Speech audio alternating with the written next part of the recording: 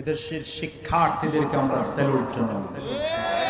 মানে জালিমকে হটানোর জন্য 16 বছর ধরে রাজনৈতিক দল সব মিলে পারি নাই, কিন্তু আমার দেশের কমালমতি শিক্ষার্থীরা 25 বছর 26 বয়সের বাচ্চারা 15-18 বছরের সন্তানেরা কলিজা ফুলিয়ে দেখিয়েছে জালিম আর স্বৈর শাসককে কি করে হটাতে হয়। চেষ্টা তো আপনারা কম করেন না, কিন্তু পারেন না। খালি ভিডিও ভিডিও আম করে ঘরে উঠেছে, মসজিদে দিয়া ফিসা ফলাইছে হুজুর করে হেফাজতের বার্তা। কি কথা কন না কেন? কিন্তু দেখেন ছোট ছোট বাচ্চাগুলো, আমি যখন রাস্তা দিয়ে চলি মাঝখানে ওরা ট্রাফিকের দায়িত্ব পালন করেছে। আল্লাহু আকবার, আশ্চর্য হয়ে গেছি। এই ছোট ছোট বাচ্চা যারা এত এত আদর আপ্যায়নে বড় হয়েছে যে মা খানা খাওয়ায় দেয়। হ্যাঁ, অনেক বাচ্চা এমন আছে যাদেরকে মা খানা খাওয়ায় দিছে, স্কুল ড্রেস মা পরায় দিছে, ওর মা কি বলে গোসল করায় দিছে, বাবা হাত ধরে স্কুলে দিয়ে আসছে। আজকে সেই ছেলে রাস্তায় ময়লা ধুলা খাইতেছে আর রাস্তা ঠিক করতেছে আর মানুষের ট্রাফিকের দায়িত্ব পালন করতেছে। ছাত্রদেরকে স্যালুট জানাই, তোমরা এই দেশকে পরিবর্তন করে শিখিয়েছো। সিংকালি মা পড়ে মুসলমান হয়ে গেলেন, ডেকে বলে আব্দুল্লাহ আমি মাত্র মুসলমান হলাম, এখন আমার দায়িত্ব কি করণীয় কি বলো। আব্দুল্লাহ ডেকে বলেন স্যার এখন আপনার দায়িত্ব হলো 5 ওয়াক্ত নামাজ আদায় করা। কয় ওয়াক্ত? মুসলমানদের জন্য কয় ওয়াক্ত নামাজ ফরজ? আঙ্গুলটা উঁচা করে হাত তুলে বলেন 5 ওয়াক্ত নামাজ মুসলমানদের উপর ফরজ। আরে আব্দুল্লাহ জীবনে কোনদিন নামাজ আমি পড়ি নাই, কেমন করে নামাজ আদায় করব পদ্ধতি আমি জানি না, পদ্ধতি আমাকে বলে দাও। আব্দুল্লাহ ডেকে বলেন স্যার আমি যদি আপনার কাছে থাকি আস্তে আস্তে করে আপনাকে পুরো পদ্ধতিটাই শিখিয়ে দেব, তবে আপাতত আপনাকে 2 রাকাত নামাজ কেমন করে পড়তে হয় পদ্ধতি শিখিয়ে দিচ্ছি। আব্দুল্লাহ ইমামতির মুসাল্লা দাঁড়িয়েছেন, ডাক্তার লইজে সিং পেছনে মুসল্লির মুসাল্লায় দাঁড়িয়েছেন। আব্দুল্লাহ সামনে দাঁড়ায় তাকবীরে তাহরিমা বলে হাত বেঁধে সূরাতুল ফাতিহা পড়তে আরম্ভ করলেন। সূরা মিলাইতে আরম্ভ করলেন, সানা পড়লেন, আগে রুকুর মধ্যে গেলেন, তাসবিহ পড়লেন, রুকু থেকে দাঁড়ালেন, আবার সাজদার মধ্যে গেলেন, তাসবিহ পড়লেন। 2 রাকাত নামাজ আদায় কমপ্লিট করে ফেললেন। নামাজ কমপ্লিট হয়ে গেলে আব্দুল্লাহ ইমামতির মুসাল্লায় বসা, ডাক্তার লইজে সিং মুসল্লির মুসাল্লায় বসা। দেখে বলে আব্দুল্লাহ মাঝে মাঝে আমি তোমার রুমের সামনে দিয়ে যেতাম, সামনে দিয়ে গেলেই দেখতাম গভীর রাতে তোমার রুমের মধ্যে হালকা হালকা করে নিভু নিভু আলো জ্বলতো, রুমের দরজাটা হালকা করে ফিরানো থাকতো।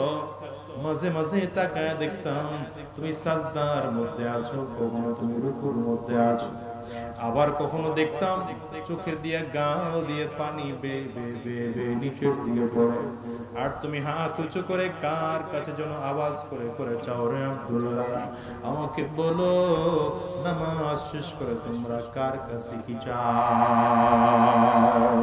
মুসলমান বলেন তো মুসলমানেরা কার কাছে চায়? চাওয়ার দরকার হলে কার কাছে চায়? চিল্লায়া বলেন। রব্বি করিম বলেন ওয়া ইদা সালাকা ইবাদি আন্নী ফাইন্নী করিব।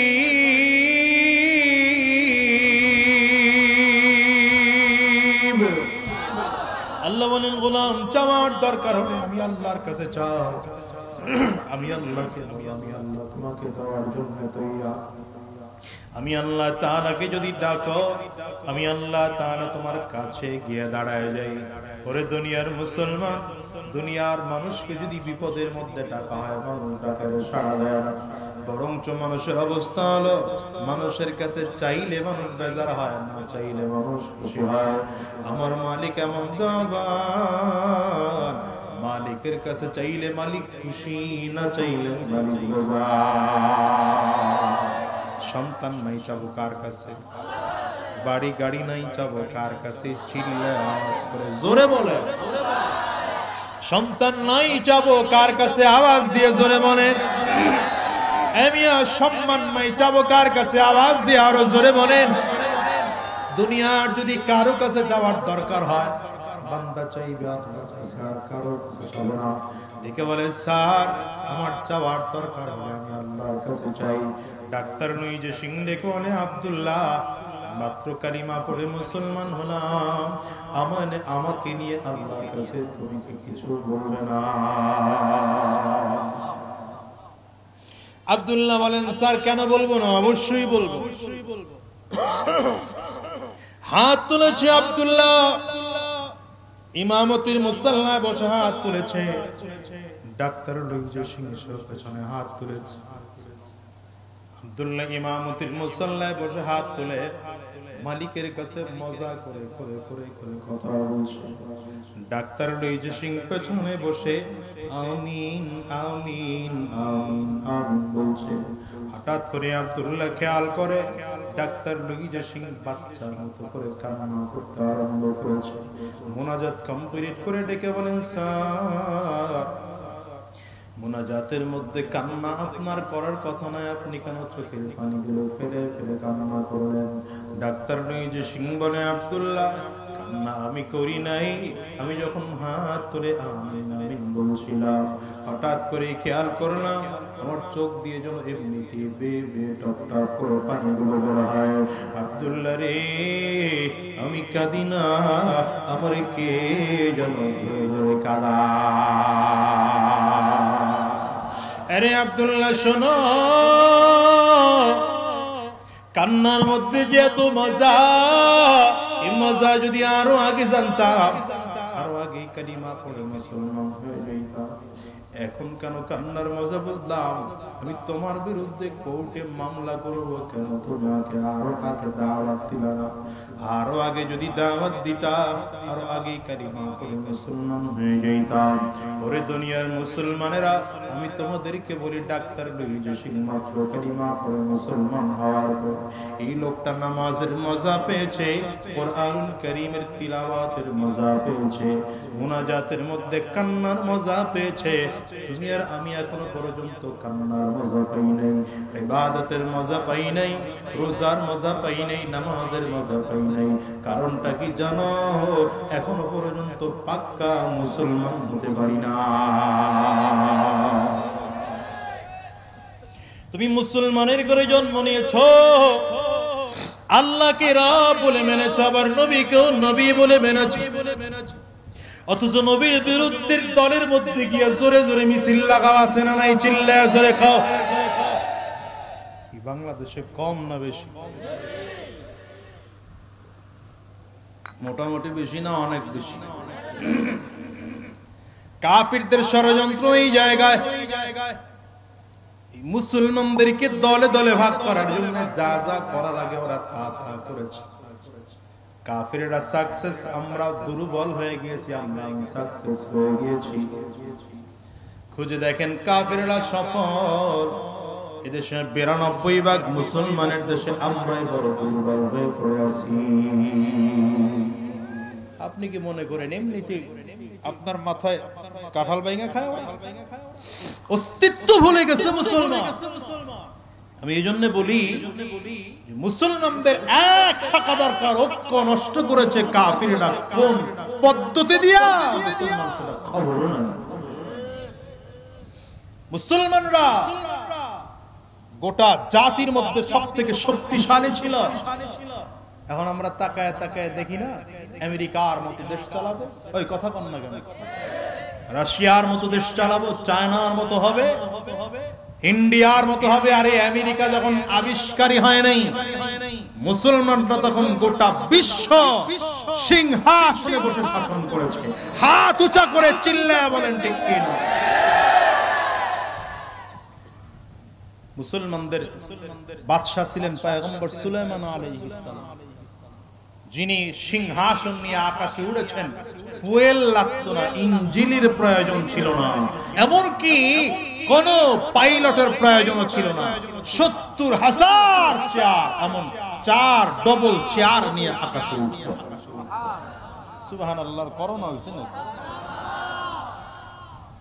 ভালো আছে। এই হলো আমাদের দেশের অবস্থা। এজন্য বলি গোটা কাফির আর মুশরিকরা যখন দেখেছে যে মুসলমানদের শক্তির মূল উৎস কোথায়, এই পয়েন্ট আমার এখানে, এই কথাগুলো মনোযোগ দিয়ে শুনবেন, আর কোনো কিছু না শুনলো এই জায়গাটা শুনবে। কাফিররা যখন দেখছে মুসলমানদের শক্তির মূল উৎস কোথায়, তারা খেয়াল করে দেখেছে মুসলমানদেরকে সব কিছু করা যায়, পৃথক করা যায় না, সময় মতো মুসলমান এক হয়ে যায়। এই কাফির ইংরেজরা এদের শাসন করতো, জানা আছে না আপনাদের? ইংরেজরা এদেশ থেকে গেছে, কিন্তু ওদের এজেন্ডা বাস্তবায়ন এখনো হচ্ছে। ইংরেজরা এদেশ থেকে যাওয়ার সময় সর্বপ্রথম তাদের কাজ ছিল আমরা যাব ঠিক, কিন্তু গোটা মহাভারতের মুসলমানদেরকে ন্যাশনালিজমের স্লোগান দিয়া দিয়া পৃথক করে ফেলবে, প্রথম পৃথক। এখন মুসলমানরা শিখেছে ন্যাশনালিজম মানে কি, জাতীয়তাবাদ।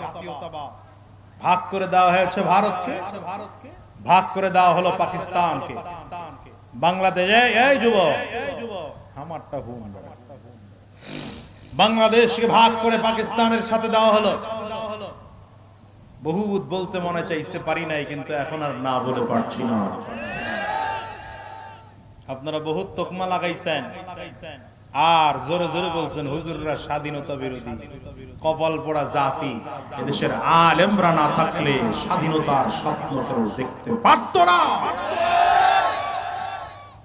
দিল্লির শাহী জামে মসজিদ থেকে শাহ ওয়ালিউল্লাহ মুহাদ্দিস দেহলভী রাহমাতুল্লাহ আলাইহি যখন ঘোষণা দিয়েছিলেন টোটাল মহাভারত দারুল হারব হয়েছে, যুদ্ধ করা প্রত্যেকজন মুসলমানদের জন্য ফরজ হয়েছে, তখনকার এক ফতোয়ার কারণে গোটা গোটা মহাভারতের মুসলমান এক হয়ে ইংরেজদের দিকে গোটা ভারত থেকে বিতাড়িত করেছে।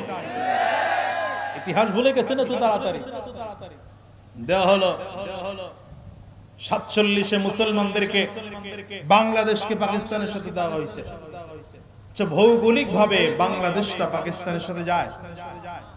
কথাই কয় না এরা, কি এক জাতি লয়ে বলল। ভৌগোলিক ভাবে আমরা ভারতের পেটের মধ্যে নাকি? ইতিহাসগুলো কেউ বলেও না, আপনারা জানেন না, শুনতেও চান নাই। পাকিস্তান থেকে এখানে পূর্ব পাকিস্তান অথবা পূর্ব বাংলা, এটাকে মাঝখানে পুরো ভারত রেখে আমাদেরকে কেন তাদের সাথে দেওয়া হলো? আমার প্রথম প্রশ্ন, এটা জানেন কেউ? একমাত্র কারণ ছিল পাকিস্তানের সংখ্যাগরিষ্ঠ মুসলমান, বাংলাদেশের সংখ্যাগরিষ্ঠ মুসলমান, দুই দেশেই মুসলমানের সংখ্যা বেশি। এজন্য ভারত চালাকি করে এটাকেও ওখানে দিয়ে দিয়েছে। বুঝেন নাই আপনারা? পরবর্তীতে আমরা স্বাধীনতা যুদ্ধ করলাম, পাকিস্তানের তখনকার ক্ষমতাসীন মানুষেরা আমাদের উপর অত্যাচার করেছে, নিপীড়ন করেছে। একই দেশের মানুষ হওয়ার পরেও আমাদেরকে তারা মূল্যায়ন করে নাই। কিন্তু এই যুদ্ধের মাধ্যমেও কোন কোন দেশ বিশাল সুবিধা গ্রহণ করেছে। কেন? কারণ তারা চাইলো যদি পাকিস্তান থেকে বাংলাদেশ ছোট্ট দেশটাকে আলাদা করে দেওয়া যায়, তাহলে মুসলমানদের শক্তি আবার একটু কমবে। মুসলমানদের শক্তি প্রথম কমলো কেন বলেন? ন্যাশনালিজমের কারণে। কিসের কারণে? করে তাকাই রয়েছে, মনে হয় যেন আসমান থেকে কথা কইতেছে। জাতীয়তাবাদের কারণে। এখন আমাদের অবস্থা কেমন? আমাদের অবস্থা হলো, পাকিস্তানের কোন মানুষ যদি, কোন মুসলমান যদি নির্যাতিত হয়, আমরা বাংলাদেশ থেকে বলি ওটা পাকিস্তানের আভ্যন্তরীণ বিষয়, বাংলাদেশের মানুষের প্রয়োজন নেই। কি কথা কন না কেন? ভারতে যদি মুসলমানরা নির্যাতিত হয় আমাদের দেশ থেকে, বিগত দিনে বলা হয়েছে ভারতের আভ্যন্তরীণ বিষয়, সেখানে আমাদের কিছু করার নাই। কি আপনারা কি বলেন? ভারত আর পাকিস্তান কেন, গোটা বিশ্বের কোন মুসলমান যদি নির্যাতিত হয়, আমরা কি এই উত্তর দেব সেটা তাদের আভ্যন্তরীণ বিষয় না সেটা মুসলমানদের সকলের বিষয়? নবীজি আগেই বলেছেন আল মুসলিমু কুল্লুহুম কাজাসাদিন ওয়াহিদ, গোটা মুসলিম জাতি একটা দেহের মতো। ইনিশতাকা আইনুহু ইশতাকা রাসুহু ওয়া ইনিশতাকা রাসুহু ইশতাকা কুল্লু। নবী আমার বলেন গোটা মুসলিম জাতি একটা বডির মতো, দেহের মতো। দেহের যদি চোখ ব্যথা পেয়ে যায় তাহলে গোটা শরীরটা এই চোখকে সহযোগিতার জন্য এগিয়ে আসে। কথা বলেন না? আমি মাঝে মাঝে উদাহরণ দেওয়ার জন্য বলি, নবীজির হাদিসটাকে বোঝানোর জন্য বলি যে আপনার ডান হাতের এই শাহাদাত আঙ্গুলিটা মনে করেন কোনোভাবে কোষ লেগে কেটে গেছে। এই আঙ্গুলের রক্ত থামানোর জন্য বাম হাত দিয়ে চেপে ধরেন না কথা কয় না কারা? চেপে ধরেন না চেপে ধরছেন। আচ্ছা, এই পর্যন্তই শেষ না সামনে আরো পদক্ষেপ নিলেন? আমাকে বলেন তো, কাটলো আপনার ডান হাতের আঙ্গুল, বাম হাত দিয়ে চেপে ধরলেন কেন? রক্ত বন্ধ করবেন, ভালো কথা। বাম হাতের হলো কি? কাটছে আপনার ডান হাতের আঙ্গুল, বাম হাতের কি হয়েছে? কি কয় বাজান, কি কয়? না, বাম হাতের তো ব্যথা হয় নাই। হ্যাঁ, এটা হলো কথা। যদিও ডান হাতের আঙ্গুল কাটার কারণে বাম হাতের কিছুই না, বাম হাত এগিয়ে এসেছে এই জন্য যে সেও একটা অঙ্গ, আমিও শরীরের আরেকটা অঙ্গ, আরেক অঙ্গকে সহযোগিতার জন্য চলে এসেছে। এখানেই শেষ না, পায়ে হেঁটে হেঁটে এবার ডাক্তারের কাছে গেলেন। কিসের জন্য? আঙ্গুলের চিকিৎসার জন্য পায়ে হেঁটে ডাক্তারের কাছে যাচ্ছেন। পায়ের কি হয়েছে? পায়ের কিছু হলো? হয়নি। এগিয়ে আসছে কেন? সেও শরীরের একটা অঙ্গ। এবার ডাক্তারের কাছে গিয়ে মুখ দিয়ে জিহ্বা নাড়িয়ে নাড়িয়ে বলছেন। মুখ দিয়ে বললেন কেন? মুখের কি হয়েছে? কেন? কিছুই হয়নি, কিন্তু মুখ বলে কেন? সেও শরীরের একটা অঙ্গ। এবার ডাক্তার আপনাকে প্রেসক্রিপশন লিখেছে, চোখ দিয়ে প্রেসক্রিপশন দেখতেছেন, সেটাকে নিয়ে আবার গেলেন ফার্মেসিতে। চোখের কি হলো? চোখ কিছুই হয়নি, কিন্তু চোখ সহযোগিতা করতেছে। হাতও যেমন অঙ্গ, আমি চোখ তেমন অঙ্গ। এবার এটাকে হাতে নিয়ে নিয়ে আবার ট্যাবলেট গুলো খাচ্ছেন, ইনজেকশনের প্রয়োজন হলে ইনজেকশন নিচ্ছেন। এতগুলো কাজ একটা অঙ্গকে বাঁচানোর জন্য। পা এগিয়ে আসলো অঙ্গ বাঁচানোর জন্য, এই চোখ এগিয়ে আসলো একটা অঙ্গ বাঁচানোর জন্য, আরেক হাত এগিয়ে আসলো, গোটা শরীরটা এগিয়ে আসলো। হ্যাঁ, ঠিক তেমন আমি তো মনে করি গোটা বিশ্বের মুসলমানদের অবস্থা এমন হওয়া দরকার। শুধু বাংলাদেশ নয়, ভারতেও কোনো মুসলমান যদি নির্যাতিত হয়, পাকিস্তানেও কোনো মুসলমান যদি নির্যাতিত হয়, আরব দেশেও কোনো মুসলমান যদি নির্যাতিত হয়, Japan, German, Chinese, Russia, America, গোটা বিশ্বের যেই প্রান্তে একজন মুসলমান নির্যাতিত হবে, গোটা বিশ্ব থেকে নতুন করে আওয়াজ তুলবে, প্রতিবাদের আওয়াজ আসবে। মুসলমানদের প্রতিবাদের আওয়াজের কারণে কাফিররা লেজ গুটিয়ে পালাতে বাধ্য হবে।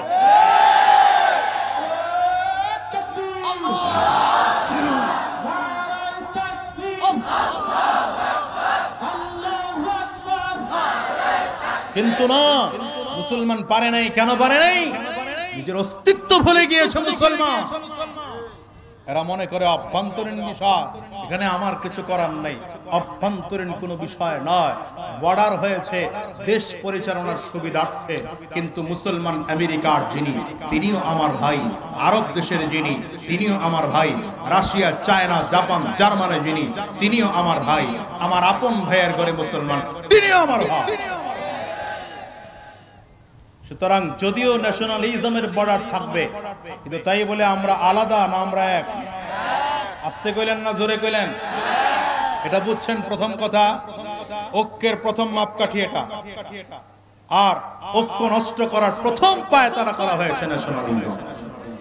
দ্বিতীয় নম্বর, কাফির মুশরিকরা আমাদের মাঝে আরো একটা জিনিস ঢুকায় দিছে, সেটা হচ্ছে পলিটিক্যাল পার্টি। কি পার্টি? বুঝেন নাই আপনারা? রাজনীতি, রাজনৈতিক দল। আমাদের দেশের হরেক কায়দার রাজনৈতিক দল আছে, আর আমরা সেই রাজনীতি। এই ছেলে, ছাত্র নি তুই? ছাত্র কথা বল। ছাত্র লেখাপড়া করস না তো ছাত্র না কেমনি, এটা কি কয় না। শিক্ষার্থীদের জন্য এখন আমি বেশি আলোচনা করি, ভালো করে তবে তো আমি স্যালুট দেই, এদের শিক্ষার্থীদেরকে আমরা স্যালুট জানাই। মানে জালিমকে হটানোর জন্য 16 বছর ধরে রাজনৈতিক দল সব মিলে পারি নাই, কিন্তু আমার দেশের কমলমতি শিক্ষার্থীরা 25 বছর 26 বয়সের বাচ্চারা 15-18 বছরের সন্তানেরা কলিজা ফুলিয়ে দেখিয়েছে জালিম আর স্বৈর শাসককে কি করে হটাতে হয়। চেষ্টা তো আপনারা কম করেন না, কিন্তু পারেন না, খালি ভিডিও আম করে ঘরে উঠেছে, মসজিদে দিয়া ফিসা ফলাইছে হুজুর করে হেফাজতের ব্যাপারে। কি কথা কন না কেন? কিন্তু দেখেন ছোট ছোট বাচ্চাগুলো, আমি যখন রাস্তা দিয়ে চলি মাঝখানে ওরা ট্রাফিকের দায়িত্ব পালন করেছে, আল্লাহু আকবার, আশ্চর্য হয়ে গেছি। এই ছোট ছোট বাচ্চা যারা এত এত আদর আপ্যায়নে বড় হয়েছে যে মা খানা খাওয়ায় দেয়। হ্যাঁ, অনেক বাচ্চা এমন আছে যাদেরকে মা খানা খাওয়ায় দিছে, স্কুল ড্রেস মা পরায় দিছে, ওর মা কি বলে গোসল করায় দিছে, বাবা হাত ধরে স্কুলে দিয়ে আসছে। আজকের সেই ছেলে রাস্তায় ময়লা ধুলা খাইতেছে আর রাস্তা ঠিক করতেছে আর মানুষের ট্রাফিকের দায়িত্ব পালন করতেছে। ছাত্রদেরকে স্যালুট জানাই, তোমরা এই দেশকে পরিবর্তন করে শিখিয়েছো। আমরা মনে করতাম ছাত্ররা মনে হয় এদেশের নতুন প্রজন্ম নিয়ে ভয়ে ছিলাম, বিশেষ করে আমি নতুন প্রজন্ম নিয়ে ভয়ে ছিলাম, যারা মনে হয় নতুন প্রজন্মে ইন্টারনেট পেয়ে আর নতুন এই গান ঠান গুগল হোয়াটসঅ্যাপ ভাইবার কি কি আছে না, এগুলো পেয়ে বুঝি নতুন প্রজন্ম ধ্বংস হয়ে যাচ্ছে। কিন্তু দেখি না, নতুন প্রজন্মের মধ্যে ঈমানের আগুন আছে, আমাদের নতুন প্রজন্মের মধ্যে ইসলামের আগুন রয়েছে, নতুন প্রজন্মের মধ্যে কোরআনের আগুন রয়েছে, নতুন প্রজন্মের মধ্যে ইসলাম ও মুসলমান ঈমানের আগুন রয়েছে। প্রয়োজন হলে তারা ঈমানের আগুন জ্বালাতে পারে, কোরআনের আগুন জ্বালাতে পারে, বাতিলকে তসতাস করে রাতের আধারে পালাতে বাধ্য করতে পারে। হাত তুলে সুতরাং নতুন প্রজন্ম নিয়ে আমার ভয়টা আলহামদুলিল্লাহ কেটে গেছে। স্যালুট জানাই প্রজন্মকে, যেটা আমরা পারি নাই তোমরা সেটা পেরেছ, যেটা আমরা বহুবার চেষ্টা করেও পারি নাই সেটাও তোমরা অল্প কয়েকদিনে দেখিয়ে দিয়েছ। যদি এদেশে আবার কেউ নতুন করে নতুন অরাজকতা করতে চায়, আমি শুধু এতটুকু বলি, কিচ্ছু লাগবে না, 5ই আগস্টের গণভবনের ভিডিওটা দেখায় দিবেন। কি কথা কন না? নতুন বলে কারা কারা দল ঠল তৈরি করে করে অনেক দলে বিভিন্ন কায়া পাল্টায় আসে আর কি। এটা কথা কয় না এই লোকগুলো, সামনে আগে এরা খালি পোশাক পাল্টায়, বিভিন্ন পোশাক পাল্টায় বিভিন্ন পোশাকে তারা আসে। আমি বলি, আমার বাংলাদেশে কেউ যদি ওই রাজ্য নতুন করে তৈরি করতে চায়, তাহলে তাদেরকে 5ই আগস্টের গণভবনের ভিডিওটা দেখায় দিও। জীবনে বহুত মাহফিল হয়েছে এমন যে মাহফিলগুলোতে বাধা দেওয়া হয়েছে উলামায়ে কেরামদেরকে। সকল কাজ কমপ্লিট করার পরে উলামায়ে কেরামদেরকে স্টেজে উঠতে দেওয়া হয়নি, প্রোগ্রামে গিয়ে ফিরে আসতে হয়েছে। কি দোহাই দেওয়া হয়েছে, থানা থেকে পারমিশন নাই। অথচ গণতান্ত্রিক দেশের আইন হলো এটা, কোন সভা, সেমিনার, ইসলামিক সিম্পোজিয়াম প্রোগ্রামের জন্য কারো কাছ থেকে অনুমতি নিতে হবে না। ক্ষমতার পাওয়ার কি এক একজনের, বাবারে বাবা। ওই তো তাকায় দেখি, আমিও তো একজন জনপ্রতিনিধি, আলহামদুলিল্লাহ এখনো আছি, সবারটা গেছে, আমারটা আছে। আজকে আসছি পরে আমাকে হুজুররা জিজ্ঞেস করতেছে, হুজুর আপনি এখনো আছেন? আল্লাহ রাখছে, আল্লাহ এখনো রাখছেন, আলহামদুলিল্লাহ।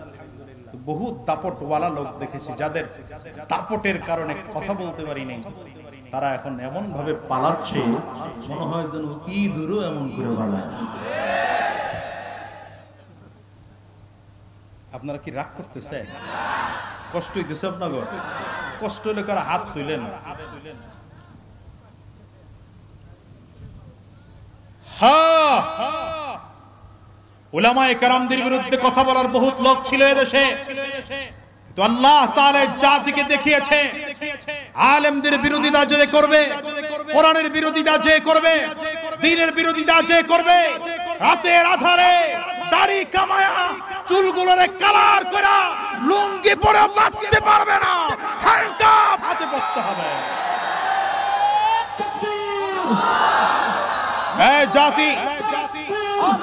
জাতি শিক্ষা গ্রহণ করো, জাতি শিক্ষা গ্রহণ করো। এখন থেকে তাওবা করে ইসলামের কাছে আসো, কোরআনের কাছে আসো, দাড়িওয়ালার কাছে আসো, টুপিওয়ালাদের কাছে আসো। সামনে আর দাড়িওয়ালাদের বিরুদ্ধে কথা বলার সাহস দেখাবে না, টুপিওয়ালাদের বিরুদ্ধে কথা বলার সাহস দেখাবে না, ইসলামের বিরুদ্ধে কথা বলার সাহস দেখাবে না। যদি দেখাও ফিরআউন, নমরুদ, সাদ্দাত, কারুন, শেখ হাসিনার মতো পরিস্থিতি হবে তোমার।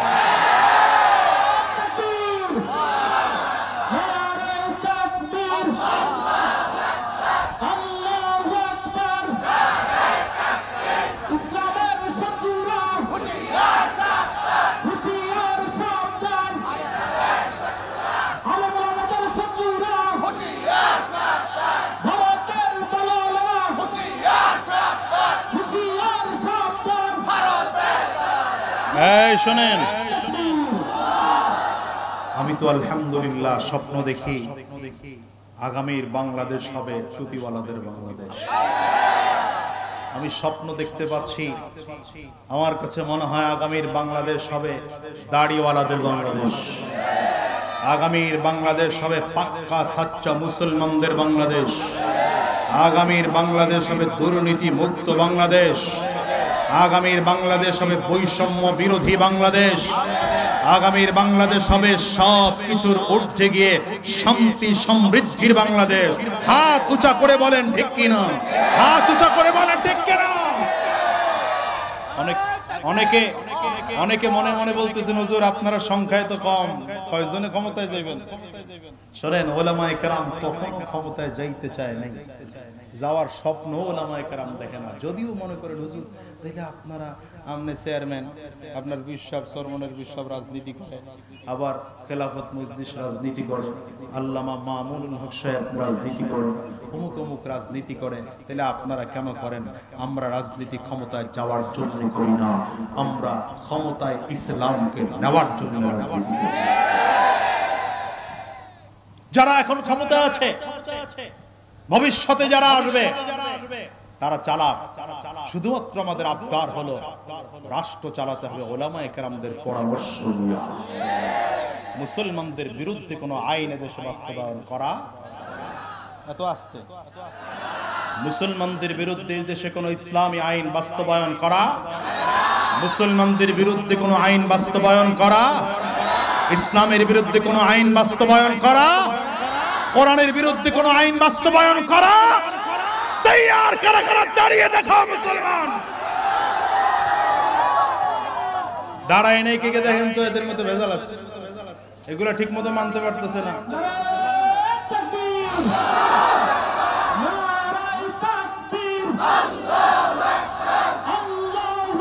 বসেন, বসে পড়েন, বসেন, বসে পড়েন।